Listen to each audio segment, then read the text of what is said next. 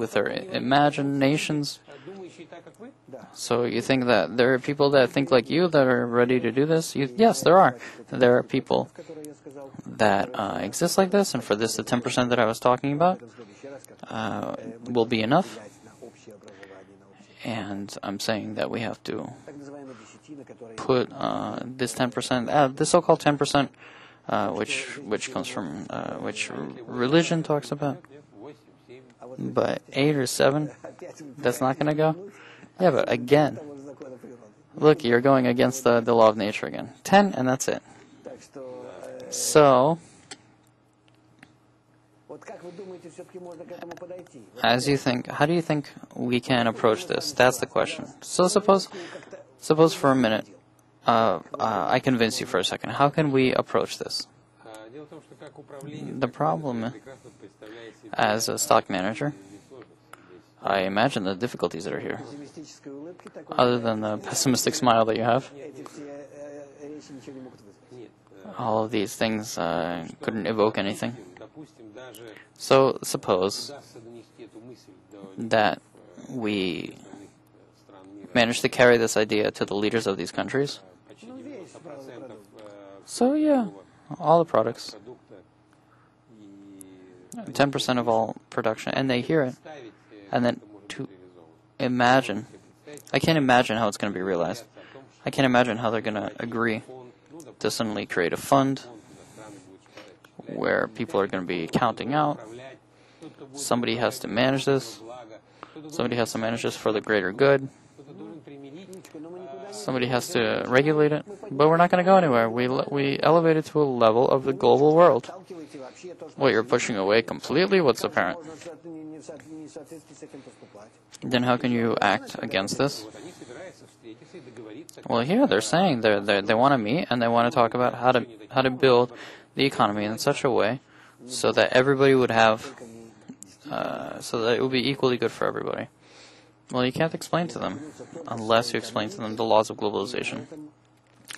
They're going to get stuck on their economy, and this is where everything's going to end. And they're going to set themselves up for the next blow, but after the next blow, they're going to be disillusioned in their combined actions, and their combined actions are going to bring an enormous blow to the world. It's going to be against nature. It's even more egoistic. It's going to consist of the sum of all of these egoistic entities, these governments, and then the next blow will blow them apart from each other. Having tried to act individually, they're going to bring themselves to Nazi regimes and fascism. And here, the third step from here is the Third World War. So these prognoses also exist.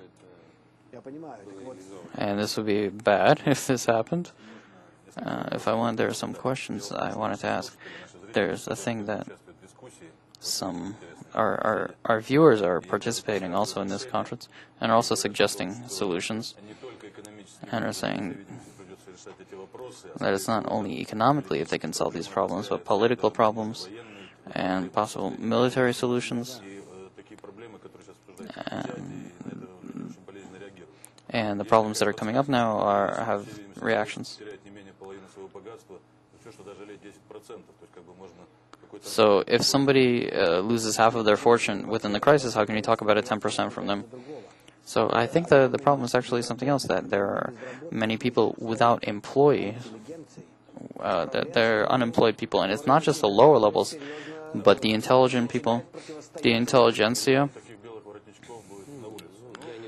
A million of these white-collar people who are seriously beginning to argue against government. No, this is just a threat. This is a threat. This isn't just workers. These aren't blue-collar people. This is a very... In Russia, there's a weird situation.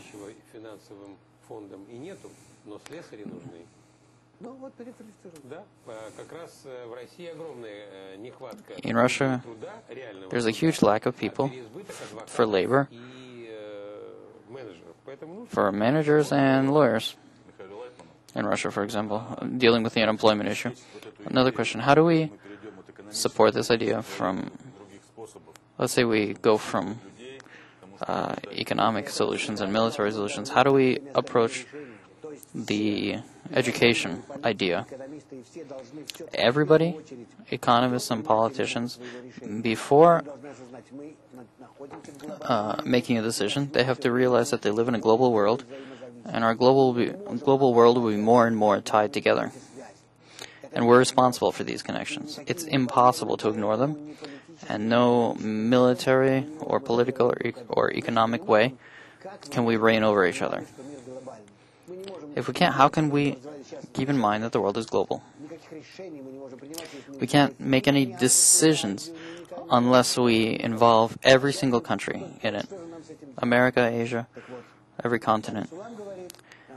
So Bala Sulam says we have to sit on a bench with students and just learn. What does it mean that the world is global? We have to sit and learn and study. Our viewers are demanding that you participate in this gathering of the G12. So we're not sure. We're not sure that you can participate. But one of the questions is, what do we have to do so that people will hear you? Well, we have to disseminate. We have to disseminate seriously through the internet and enter into these blogs which exist today. By the way, for all the leaders of the governments, it doesn't matter if it gets to them or doesn't get to them. We have to give them all our materials on globalization and disseminate it as much as possible in the system of the world. And in the end, we'll be heard. This is always how themes are raised, from inside. So what do you think of the solution, Leonid? Yeah, I would like a solution like this. I understand what you're saying. Still, the connection between this and that, there has to be a solution. The most important is how to force people to do this without blows. How to do this nicely. Here, if you connect everybody, economists, Kabbalists, politicians, scholars, and everybody begins to create this one group which will lead the world, then it will be a new renaissance, and they'll be able to do this. And so you're saying that they work on some sort of new, not like a Roman club or a Tel Aviv or Jerusalem club or Moscow, I'm not sure, to once again gather people together. But again, it's just going to be a small part of the people that are able to make decisions. That doesn't matter. Their influence will be heard. Okay, this is what I'm hoping for. The best of luck. Thank you very much. I wish everybody the realization of all of these plans.